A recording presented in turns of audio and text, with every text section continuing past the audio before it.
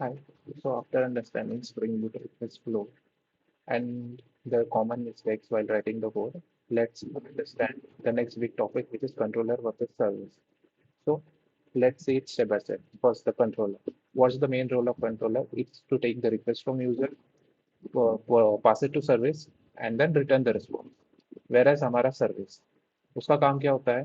Controller से जो request आता है उस पर प्रोसेस करना, कुछ रूल्स होंगे तो वो अप्लाई करना, एंड देन अकॉर्डिंगली हम उसको रिस्पॉन्स रिटर्न करते हैं। फॉर एग्जांपल, जैसे एक हमारा ये लॉगिन कंट्रोलर है, तो ये क्या कर रहा है? यूजर से लॉगिन रिक्वेस्ट ले रहा है, वो ऑथ सर्विस, हमारी जो सर्विस है उसको पास कर रहा है। तो उसके बाद हमारी सर्विस क्या कर रही है?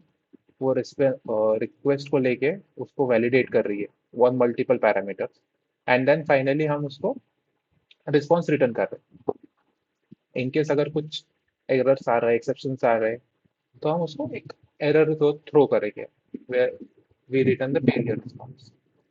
तो हमें ऐसा सेपरेट क्यों करना चाहिए मोस्टली? इसमें होता क्या है कि हमारा जो सर्विस वाला कोड है हम रीयूज कर सकते हैं, उसको टेस्ट इजीली कर सकते हैं, और हमारा कंट्रोलर के अंदर उसको टाइट कपलिंग करने से बच जाते हैं। तो टाइट कपलिंग में होता क्या है कि आपको same code multiple times repeat करना पड़ेगा। So that's the main issue. So our final conclusion is that the controller, it receives the request and returns the response, whereas the service processes the request, applies the rules, and returns the response accordingly to control.